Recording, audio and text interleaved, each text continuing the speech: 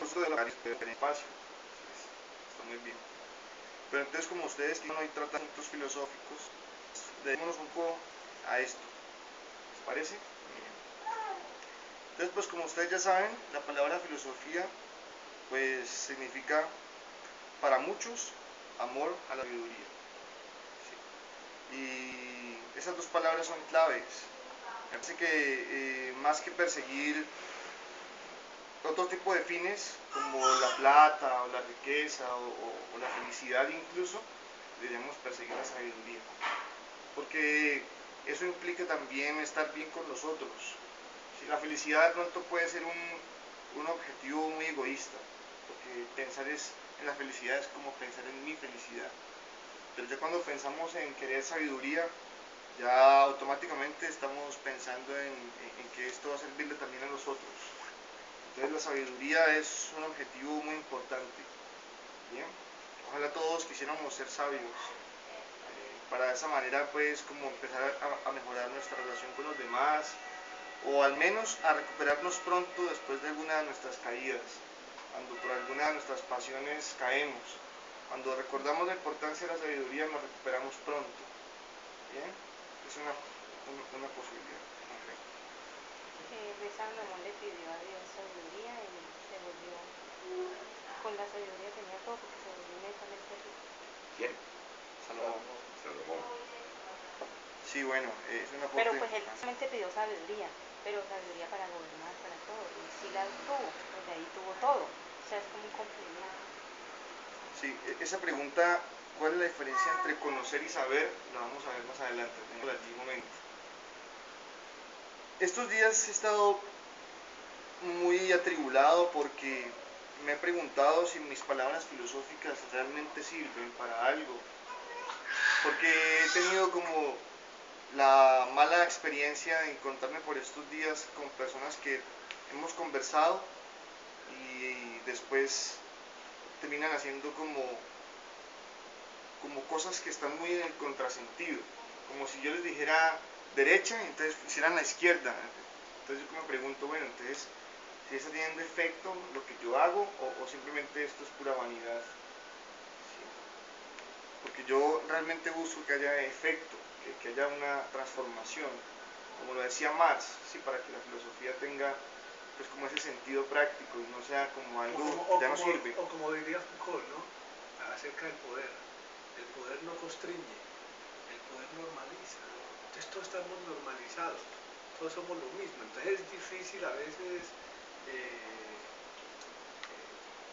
que la labor como filósofo, o es fácil, perdón, que la labor como filósofo se pueda ver, se pueda derrumbar. ¿No es cierto? Porque uno tratando con el otro, pero es que el otro está tan normalizado en las otras cosas, ¿no es cierto? Que es como que, bueno, estoy botando corriente, ¿qué pasa con esto? Sí, entonces, porque uno de mis objetivos es lograr que a finales del 2018 podamos tener 100 puntos de conversatorios filosóficos en Cali activos. ¿Sí? Yo quiero poner la filosofía de moda en Cali. ¿Sí? Entonces... Hay que aprender de los colectivos literarios un poco. Claro, eso me alegra mucho por estar aquí. En el sentido pues de la disciplina, ¿no? También quiero decirlo, y de la constancia. Sí. Nosotros en Confandi hemos sostenido un espacio filosófico más o menos un año, ya llevamos ahí y lo hemos llevado también a colegios y en otras partes también se ha dado automáticamente, sin siquiera yo estar allí. Como vean, yo estuve acá, voy a proponer esto allá. Entonces, de pronto sí puede que funcione, puede que se dé. Perdón, ¿qué día es el espacio? Lo hacemos los viernes desde las 3 hasta las 5:30. Pero vamos a retomar ahora a partir de enero, febrero, yo creo, porque por estos días estamos en inventario. Entonces nos tocó concentrarnos solo en eso, hay mucho material para contar. Bueno, entonces volviendo con esa cuestión que me tenía atribulado, yo me preguntaba hasta qué punto amar la sabiduría puede resultar correcto. O sea, ¿qué pretende un filósofo?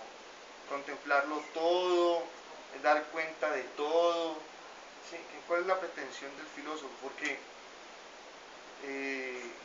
estar como tan pendiente de todo puede ser catastrófico.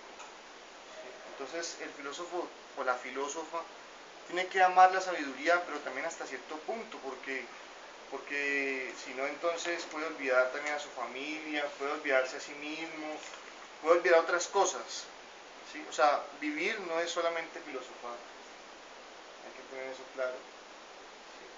Porque si no la filosofía puede absorberlo uno como un agujero negro de esos y entonces hay que tener eso claro.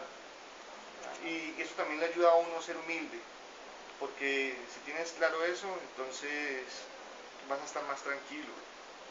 ¿Sí? No vas a querer, no vas a pretender saberlo todo, porque simplemente no es tu objetivo primordial. Entonces el filósofo tiene que, a mi modo de ver, tener esa humildad, como de pretender cosas importantes, sí, pero ¿hasta dónde? ¿Bien? Es decir, no está siempre, es claro, ese siempre saberlo fuerte, pero siempre pensar en filosofía. Por ejemplo, una escritora, Jenny, está pensando en literatura todo el tiempo. O una escritora también es madre, es ciudadana, es verdad, por supuesto. Claro, por Y el supuesto. filósofo. Lo que pasa es que, digamos, la literatura, que en mi caso yo la consigo, pues primeramente como vocación, pero de ahí se desencadena un montón de cosas que ya, una perspectiva del mundo, una manera de abordar el mundo desde una expresión artística o de las humanidades, como se quiera concebir.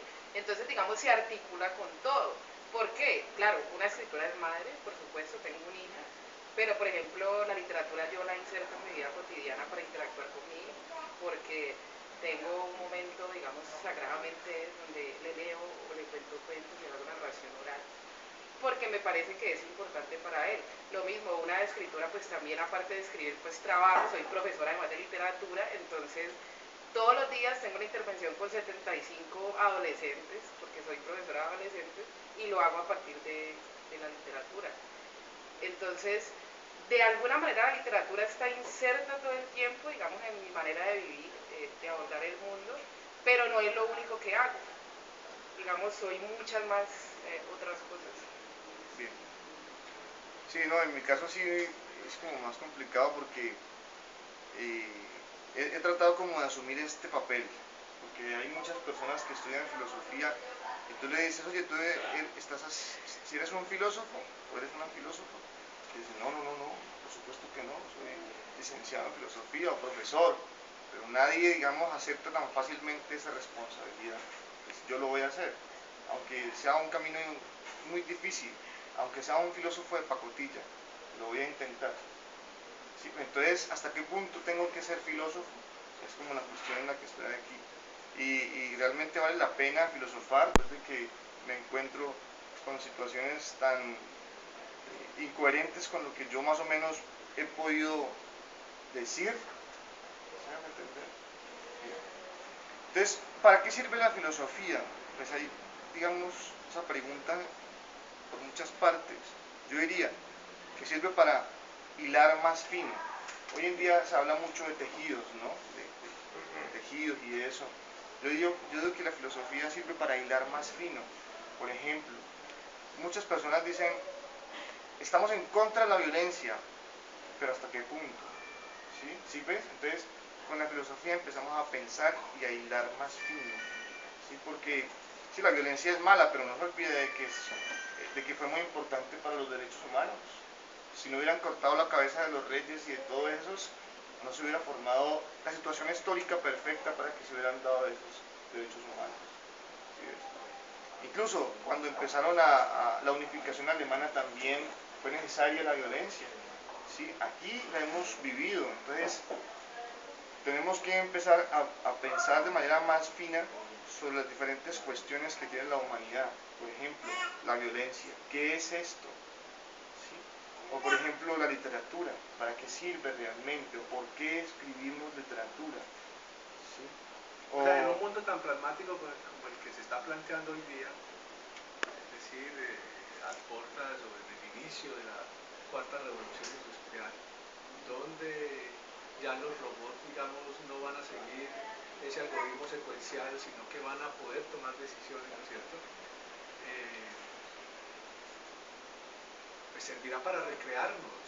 Pero entonces, ¿para qué sirve la filosofía en ese momento y la literatura, Jenny? cuando estamos en plena, sí, primero tú y después. Pues yo quisiera que nos detuviéramos un momento en esta idea, recrear. Es una belleza, recrear. ¿Sí?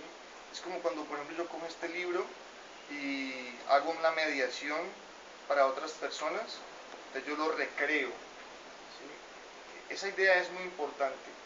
Recrearse, ¿qué significa? ¿Qué significa recrearse? ¿Es entretenerse o es más que eso? O reconstruir. Pero no es una idea también, ese recrearse no tiene que ver mucho con el eterno retorno, ese que planteaba Eliade y Nietzsche. El eterno retorno es una hipótesis, a mi modo de ver, ¿no? Que surge frente a la cuestión sobre la muerte, sobre qué hay más allá o qué va a pasar con nosotros después. Es una hipótesis, a mi modo de ver. Porque en ese recrearse, en esa vuelta, en ese volver, uno puede hacer un giro de tuerca y digamos, si todo se va a repetir siempre, si todo va a ser lo mismo, y llega un momento quizás donde tenga yo conciencia y digo, pero esto está igual, puedo yo cambiar el curso de esa igualdad y poner, digamos, otros parámetros, ¿no? Sí. Para no repetirme. Y en ese recrearme está volver a ser, digamos, Sí. o sea, crear, o sea, no es lo mismo. Porque cuando media el escritor, cuando media el lector o un intérprete, en fin, ya toma otras dimensiones, toma otras dimensiones, se recrea. Sí, yo es que estaba pensando como en imágenes. Lo que pasa es que lo del eterno retorno puede sonar como a un círculo, o sea, la noción de círculo cerrado y volver al mismo punto, pero yo creo que el concepto de recreación desde lo artístico, desde la literatura, las artes en general, entonces ya no lo vuelve un círculo, sino una espiral, porque cuando tú vuelves a ese punto, lo replanteas porque estás creando otra realidad, en el caso de la literatura, un mundo posible a partir de la realidad que ya existe, entonces das un paso adelante, entonces es donde se vuelve espiral y toma, digamos, otros caminos. Creo que ahí es donde entra, Sí, digamos, las artes a replantear, o sea, en ese sentido recrear sería como replantear y transformar. De acuerdo. Podría ser. Totalmente, porque la recreación o esa acción da la posibilidad al círculo de volverse espiral. Exacto. Sí, entonces ahí está. Porque es que el retorno es, volvemos y empezamos, no salimos de ahí. Como les decía la ciudad que hay una película, ojalá la miren, El Día de la Marmota, no sé si ustedes la han visto. El tipo le suena el despertador a las 8 de la mañana, otra vez que este despertador está. Luego el señor que lo saluda. Bueno, el otro día se repite lo mismo y se repite lo mismo. No me acuerdo cómo es que el tipo hasta se mata y vuelve otra vez y amanece a las 8 de la mañana el despertador. Sí, eso pasa mucho en la ficción. Por ahí escuché una frase, creo que fue estudiando un poco a Sartre, que dice algo así como, muchas veces uno puede ver más verdad en la ficción que en el puro realismo. Sí. Entonces, claro, yo estoy de acuerdo con eso. Otra de las razones por las cuales es importante la filosofía tiene que ver con esa cantidad de filosofías de vida que se han dado. Por ejemplo, la filosofía de Newton, o la filosofía de Sócrates, o la filosofía de Aristóteles, o la filosofía de Descartes. Todas esas filosofías de vida significan, a mi modo de ver, modos de vivir de la mejor manera posible, dependiendo de las propias características. Porque cada uno debería desarrollar su filosofía de vida para de esa manera vivir a su forma en el mundo, compuesto de un montón de cosas extrañas realmente, como el aire y el fuego, que yo no sé por qué no estamos locos después de tanta maravilla. O realmente todos estamos locos, pero no lo sabemos, porque la complejidad de lo que hay en el mundo es impresionante. ¿Sí? Entonces, más o menos vivimos en este gran océano y la filosofía es como un par de remos para poder ir de una manera un poco más coherente, más segura, por esto que llamamos existencia. Esa normalización que hablaba yo antes, es decir, ¿cómo es posible que sigamos transitando ya, digamos, siglo XXI y lo que se ve, ¿no es cierto? Sin tener como a la filosofía como esos remos. Lo que pasa es Y que la gente sigue y la civilización sigue. es como decía Kant en su texto Respuesta a la pregunta ¿qué es la ilustración? Kant dice que hay algunas personas que no quieren que tú pienses, porque son los maestros que te guían. Pero es como dice Stanislao Zuleta, los trabajadores, por ejemplo, no necesitan cambiar de pastor, sino dejar de ser ovejas.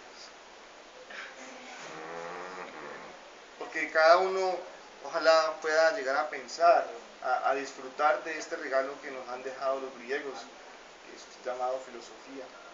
Sí. Pues de pronto hay algunos casos, como algunas determinaciones biológicas que son muy complejas, como digamos de nacimiento, que impiden que haya ese pensamiento tan profundo. Pero de pronto no, de pronto hasta estas personas podrían llegar a pensar de esta forma. ¿Sí?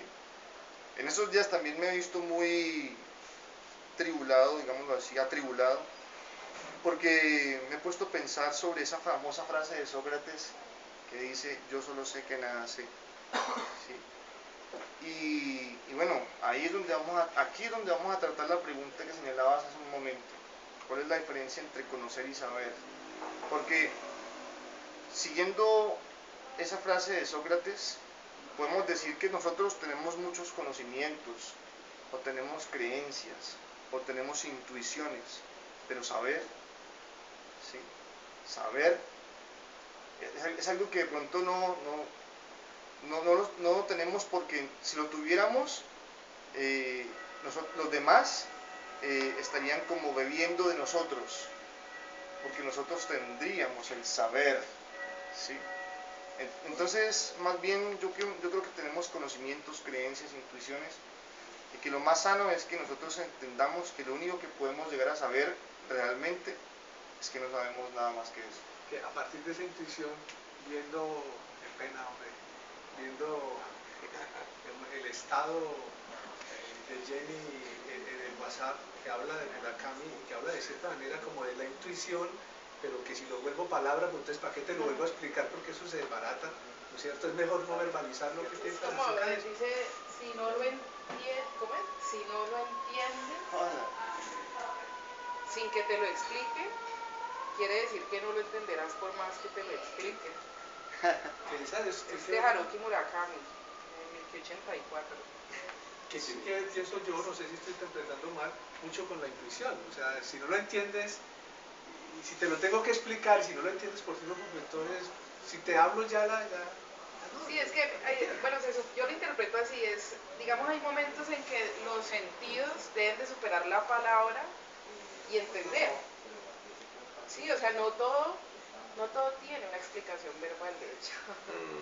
Y es más, no todo tiene una explicación tangible, sino que hay muchísimas cosas que se entienden con la intuición. Sí, Y bueno, ya, por ejemplo, ya poder asegurar cuáles son los sentidos exactamente que juegan en la intuición, eso me parece súper complejo, pero ocurre. Y yo podría dar un ejemplo de eso, hablando de filosofía, que es una pregunta que quería hacerte además, y es sobre, aprovechando que aquí está hablando en Aragón, voy a hablar de ese tema. No, en serio, a ti, este tema que es como un trompo en la uña, como se dice, las creencias y prácticas mágico-religiosas, por ejemplo, en las comunidades del Pacífico. Entonces, a ti te dicen que hay una señora por allá en Serpegui Chocó que es la pegahuesos. Pegahuesos. Sí, entonces la señora se le quiebran los huesos a alguien, o sea, le llegan fracturados y ella lo enyesa, ¿sí? No es una doctora, y le pega los huesos a la gente con rezos y con emplastos y con secretos. Bienvenida. Wow. Hola, Yamilet, bienvenidos, son los amigos que invitamos además. Es que, bueno, yo pienso al respecto así. El pensamiento, digamos que transgrede o rompe cualquier frontera, digamos, cultural, ¿sí? Porque todos los seres humanos, digamos, aptos, digámoslo así, pueden pensar. De pronto una persona que tenga una enfermedad muy grave o muy fuerte no lo puede hacer, pero digamos que más allá de todo límite cultural o de toda cultura existe el pensamiento. Dicen que la palabra como tal, ¿sí? Filosofía, la palabra como tal fue originada en Grecia, pero obviamente quienes llegaron a esa iluminación habían bebido pues de otras culturas, de los egipcios, de los persas, supongo también, ¿viste? Porque los presocráticos, ¿no? Los otros, ¿no? Eso es sí, o sea, la filosofía fue una creación realmente humana, ¿sí? Pero la palabra como tal, como idea, digamos que aparece, históricamente se dice que en Grecia. De ahí para allá, pues, supuestamente se ha adaptado como al romanticismo. El romanticismo, digamos, tal vez surgió en Europa, pero llegó aquí también a Colombia y desde aquí empezó a crear sus propios autores románticos. Isaac, y hay otros también. ¿Sí? Eso es. Todos los escritores de terror, incluso yo diría que también aquí el presente tiene esa característica del romanticismo. ¿Sí? Y fíjate que surgió en Europa, es un movimiento artístico filosófico que surgió allá, con Lord Byron, y tú me puedes de pronto apoyar con eso, cuando se reunió con Mary Shelley y todo eso. Lord Byron fue el principal, yo diría, de los románticos. Lord Byron fue también lo de la ópera. Claro, Que no había más que hacer. Entonces, sí, ¿me acuerdan? Miren esta cuestión aquí, ya para terminar esta pregunta, esta respuesta. ¿Cuál es la diferencia entre un concepto y una idea? Que a veces usamos esas dos palabras de una manera casi que como sinónimos, pero ¿qué se diferencian? Un concepto no es como un complejo de varias ideas. Bueno, podría ser. ¿Tú qué dices? Yo diría que el concepto es la nominalización de la idea. Bueno, también podría ser. Yo diría lo siguiente. Yo diría que el concepto es la apreciación de una idea. Estoy de acuerdo. ¿Ustedes se acuerdan el mundo de las ideas de Platón? Donde afuera estaba la idea de verdad, la idea de sol, la idea, ¿sí? Alrededor de las ideas giran los conceptos. Entonces tú puedes, por ejemplo, tener tu concepto sobre el reggaetón. Yo tengo mi concepto, pero ahí está la idea. Pero hay concepción entonces, no el concepto de... Y tiene que ver con concepción. Depende entonces del significado que estás escogiendo para definir la palabra concepto, ¿no? Sí. ¿Cómo lo concibo? El concepto de Dios cada cual lo toma. Exacto. O sea que pero ahí eso es está la idea. universal. Sí, pero cada cual el concepto Por de eso Dios. es universal, porque Sí, si sí. existen 50 millones de personas en el mundo, hay 50 millones de conceptos, Exacto. de ideas sobre Y Dios. cada cual toma a Dios como Exacto. de la manera que quiere. Ujú. La imagen que yo tengo de Dios no es igual, idéntica a la que tienes No, tú, no es la que posible. tienes, no es posible, no es posible. Por eso no es posible, porque cada uno tiene su concepto, ¿sí? Sobre una idea determinada. ¿Sí? Entonces, lo mismo pasó con la filosofía. Los filósofos crean ideas. El concepto es una cuestión más personal, mientras que la idea sí es universal. Exacto. El concepto es subjetivo. Entonces, Y lo mismo pasó con la filosofía. Surge esta idea y alrededor de esa idea hay muchos conceptos, como la filosofía que señalabas. Entonces está la filosofía aquella, está la filosofía budista, está la filosofía, etcétera. Entonces ya es Sí, hora... es que la filosofía, pues la que nos compete a nosotros, la que pues estamos influenciados nosotros,